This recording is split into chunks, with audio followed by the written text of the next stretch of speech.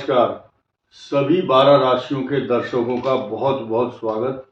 आज एक नया विषय और बड़ा इम्पोर्टेंट, इसका संबंध सृष्टि के हर जीव जंतु के साथ है। पुरुष हो, महिलाएं हो, पशु पक्षी हो, सब के ऊपर इस सब्जेक्ट का सरोकार है, इसका संबंध है।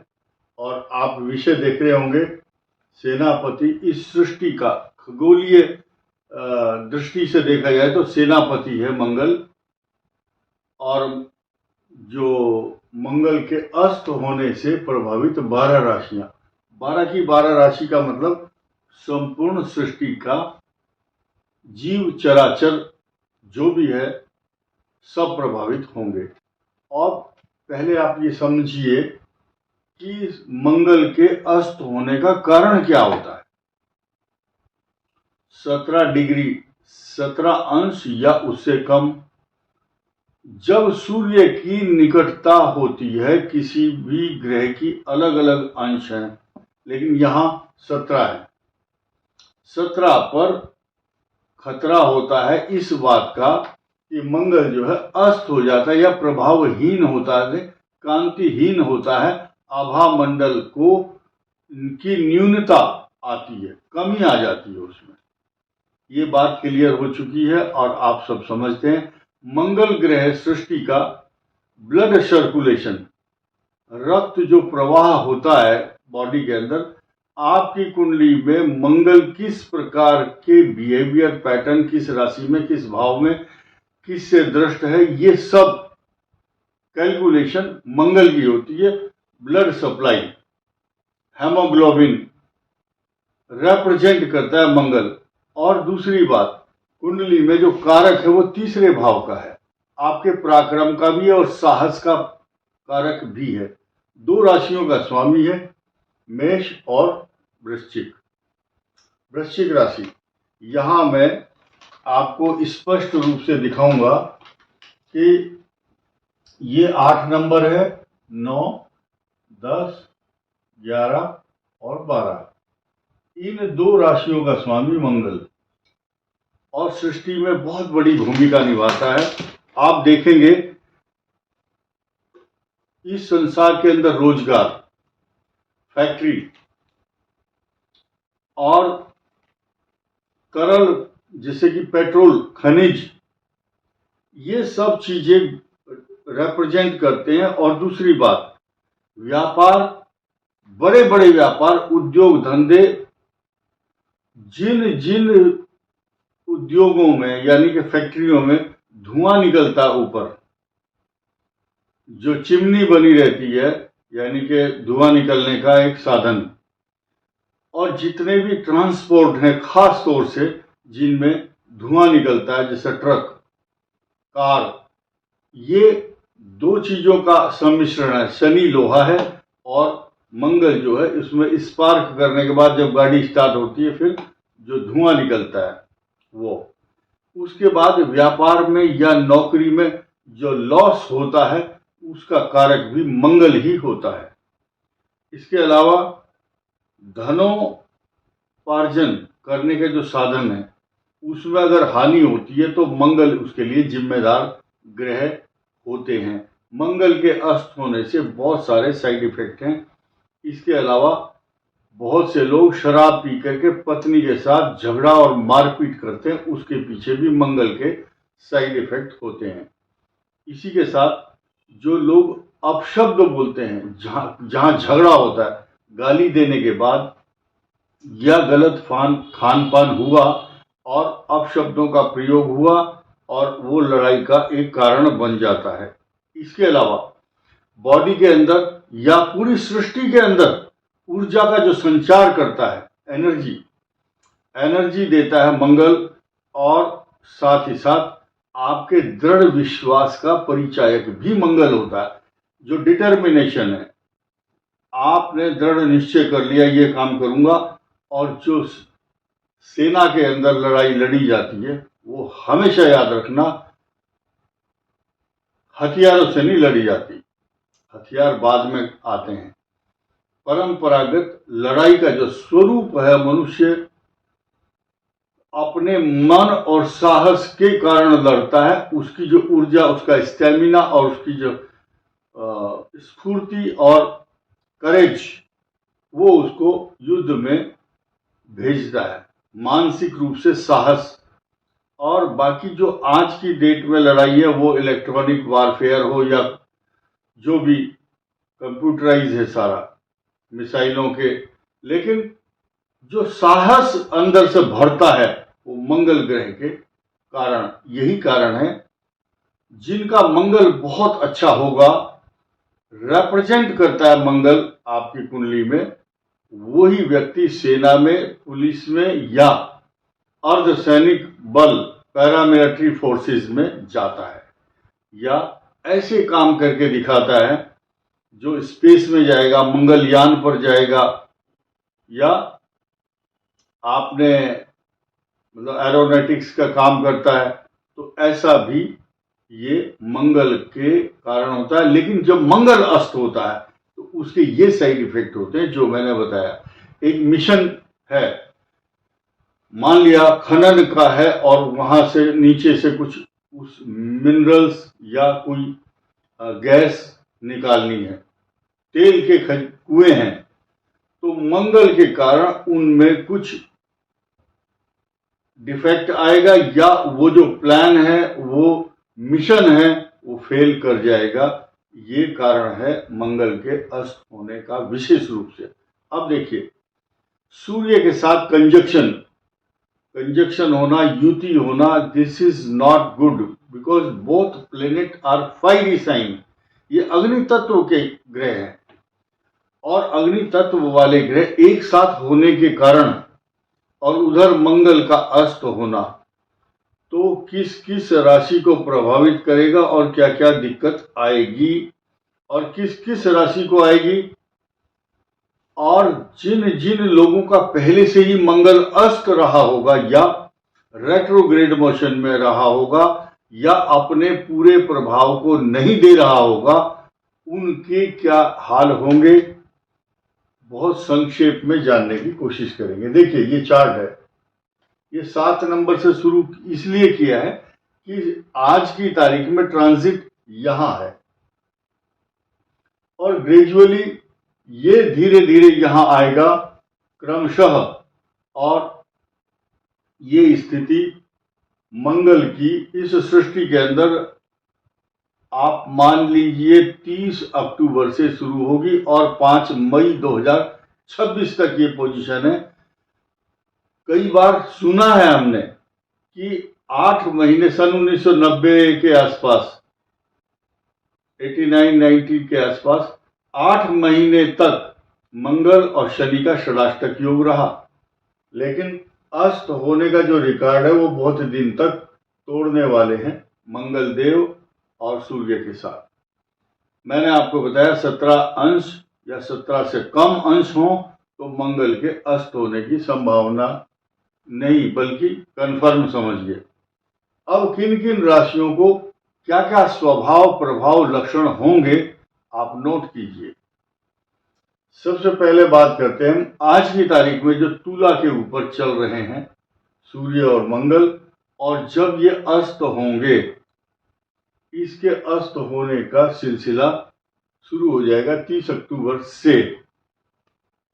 और इसके अलावा जब ये मोटा मोटा हिसाब है 187 दिन, 182 से 187 दिन तक, ये बात इसलिए की जा रही है क्योंकि हर कंट्री में अलग अलग sidereal time, local time, Indian time और अलग अलग होता है। तो कहीं दिन अगले दिन निकलेगा, कहीं एक दिन पहले, कहीं एक दिन बाद। खैर, अब आगे बढ़ते हैं। तो जो किन किन राशियों को साइड इफेक्ट देगा, पहले शुरू करते हैं हम तुला। तुला राशि प्रभावित है, और ये पोजीशन 2 नवंबर तक रहेगी। इसको प्रभावित हम क्यों बता रहे हैं? क्योंकि ये तुला राशि में सूर्य नीच राशि में भी है, और जब नीच राशि में सूर्य के साथ साथ जब मंगल का यहाँ कंजक्शन होगा और राहु की दृष्टि भी इनके ऊपर रहेगी, तो ये स्थिति तुला राशि के लिए बहुत अच्छी नहीं कही जाएगी। कब तक? खास तौर से सूर्य का यहाँ पर ट्रांजिट 16 नवंबर तक आप समझ सकते हैं। अब सेकंड नंबर आया वृश्चिक का। अब ये सीक्वेंस यहाँ दो दो राशियों की चलने वाली है। मैं आपको लास्ट में तुला और टॉरस इन दो की बात करेंगे, क्योंकि इन दोनों राशियों का स्वामी एक ही ग्रह है। फिलहाल हम जोड़ा देखते हैं। जोड़ा कैसे? पेयर 1 और 8, इन दोनों का स्वामी मंगल ही है। ये दोनों राशि सीधे सीधे प्रभावित होंगी, क्योंकि मेष और वृश्चिक इनके लॉर्ड मंगल अस्त होने से क्या होता है, एक तो उस व्यक्ति के स्वभाव में परिवर्तन आने लगता है, और परिवर्तन धन की हानि के साथ साथ दाम्पत्य जीवन को थोड़ा सा खराब करता है। सृष्टि के सभी लोगों के ऊपर अलग अलग प्रभाव होते हैं, लेकिन फिलहाल मेष और वृश्चिक के लिए, क्योंकि इनकी राशि का लॉर्ड है, इसलिए सबसे ज्यादा प्रभावित ये होंगे। इनकी जो ऊर्जा है, ऊर्जा में कमी लाता है, न्यूनता लाता है, लॉस और lack of confidence, energy, lack of energy, और इसके अलावा बिना बात के शत्रु बढ़ते हैं, व्यर्थ के शत्रु, क्योंकि इसको कमजोर समझने लगते हैं। मंगल के कारण इनकी जो एक्टिविटीज है वो थोड़ा स्लो मोशन में हो जाती है। दोबारा फिर चर्चा करता हूं वृष और तुला की। ये दोनों राशि इसलिए प्रभावित हैं, मंगल की दृष्टि जो भी होगी वृष पर होगी। वृषभ से 6th हाउस पर यह होगा मंगल, और इस टॉरस के 12th हाउस का लॉर्ड भी है, इसलिए लॉस है। ये लॉस इन दोनों को ही है, वृष और तुला। 4 राशि क्लियर होगी, कोई बाद में ये नहीं कहेगा कि मेरी राशि का नंबर नहीं आया। अब आता है सीधे सीधे 3 और 6, ये बुध की राशियां हैं, और इनका अष्टम भाव मंगल होता है, पराक्रम भी होता है, इनका इनकम हाउस और छठा भी होता है। तो ये दोनों राशियां बहुत अच्छा परिणाम नहीं देंगी। कारण क्या है, जो मंगल ग्रह इनको अच्छा इसलिए नहीं दे रहा क्योंकि इनका जो धैर्य है और संयम है, और साथ ही साथ इनका जो काम way of working, talking, living, thinking, उसमें जो है थोड़ी सी स्लो, और जो बहादुरी आप अगर ज्यादा दिखाएंगे तो उसमें काम बिगड़ता है। इसलिए कोई भी काम करें सोच समझ के करें, क्योंकि ये बुध जो है दुविधा की राशि है, कंफ्यूजन क्रिएट करती है दोनों राशियां। और इनके लिए, दोनों के लिए हनुमान जी की उपासना, इन दोनों को ही नहीं अपितु मंगल ग्रह जिसका भी, यानी कि सभी का खराब है, अस्त तो सबके लिए है, तो सभी को हनुमान जी की उपासना, सुंदरकांड, बजरंग बाण तथा हनुमानाष्टक का जाप करना चाहिए। कुछ महिलाओं की जिनकी इष्ट देवता मां दुर्गा जी हैं, उनकी उपासना भी करनी चाहिए। खास तौर से कार्तिक मास भगवान विष्णु का मास कहा गया है, और उनके अधीन सभी ग्रह हैं, सभी देवता भी हैं। इसलिए कार्तिक मास इस बात के लिए जाना जाता है, जो विष्णु सहस्त्रनाम स्तोत्र श्री सूक्त का पाठ करते हैं, उनको ग्रहों के प्रकोप से मुक्ति मिलती है। उसके पीछे छोटी सी कथा भी आती है, वो मैं लास्ट में या किसी दिन और बताऊंगा, उसकी इंपॉर्टेंस आपको पता चलेगी। इसके अलावा अब आइए आप धनु और मीन,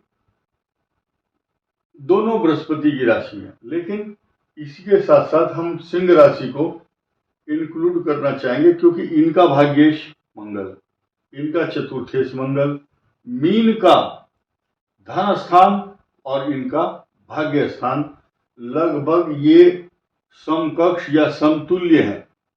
इनको जो मंगल के बिहेवियर पैटर्न है, जो सिंह को मिलेंगे वही मीन को मिलेंगे।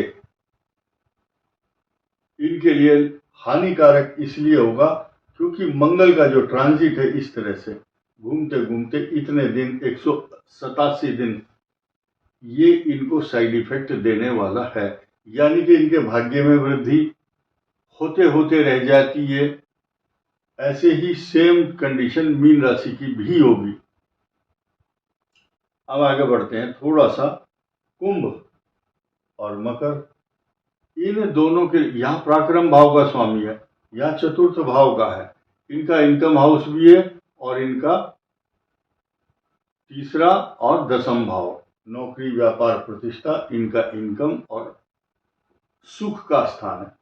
तो ये दोनों राशियां मंगल के अस्त होने से इस प्रकार से असहाय महसूस करेंगी कि जैसे कि आपके हाथ से कुछ बहुत बड़ा अवसर फिसल गया हो। तो ये पछतावा सा रहता है कि मेरा काम बन नहीं रहा। तो पहले ही निराश मत हों आप। सब जिनके काम नहीं बन रहे वो मंगल को दोष ना दें, बल्कि जिनके काम बनेंगे, फटाफट बनेंगे, तो और ग्रह भी तो हैं, बृहस्पति, शुक्र, बुध, शनि, राहु, केतु, वो भी तो अपने, वो तो ऐसा नहीं कि चुपचाप बैठ जाएंगे और वो भी बोले मंगल अस्त हो गया अब हम कोई काम नहीं करेंगे। बाकी जो 8 ग्रह हैं उनके एक्शन आपको हर समय प्राप्त होते रहेंगे। तो जरूरी नहीं कि सिर्फ मंगल के अस्त होने से सृष्टि ठप हो जाएगी, ऐसा नहीं है। आपने सुना होगा जिस गांव में मुर्गा सुबह सुबह नहीं बोलता तो क्या सूर्य उदय नहीं होता? सूर्य उदय होगा। अब आगे बढ़ते हैं थोड़ा सा कि ये जो सभी राशियों का मैंने वर्णन किया है, सूर्य का 17 अंश कम होना या 17 तक अंश होना, ये एक फायरी साइन के इन्फ्लुएंस में आने के लिए के कारण ऐसा होता है। तो सृष्टि में जब ऐसी स्थिति आती है तो उस समय एक धर्म कर्म का वातावरण परिवार में होना चाहिए, जिससे कि आपका मन डाइवर्ट हो रिलीजियस और अध्यात्म में, और घर में होने वाले विवाद या उसके साइड इफेक्ट घरों में ना हो। एक बात बहुत जरूरी है, विष्णु सहस्त्र नाम स्तोत्र का पाठ करना इसलिए आवश्यक है। एक दिन भगवान शिव भोजन करने के लिए बैठे और पार्वती जी को बुलाया कि आओ आप भी भोजन करो, भोजन ठंडा हो जाएगा। माँ पार्वती ने कहा मैं विष्णु सहस्त्र नाम स्तोत्र का पाठ कर रही हूं। तो उन्होंने कहा पार्वती इतना समय नहीं लगेगा, आप सिर्फ एक मेरे आराध्य देवता है तो एक शब्द, एक दिन भगवान शिव ने अपने मुख से शब्द कहा जय राम श्री राम, तो पार्वती जी ने उस दिन प्रश्नवाचक चिन्ह लगाया कि राम शब्द क्या है। तो शिव भगवान आज प्रकट करते हैं अपनी बात को कि पार्वती जो विष्णु सहस्त्रनाम स्तोत्र का फल और पाठ जो मैं आपको बता रहा हूं, ये मेरे आराध्य देवता, आप सिर्फ 2 बार बोलो राम राम। राम राम बोला तो बोले विष्णु सहस्त्र नाम स्तोत्र का जो फल है ये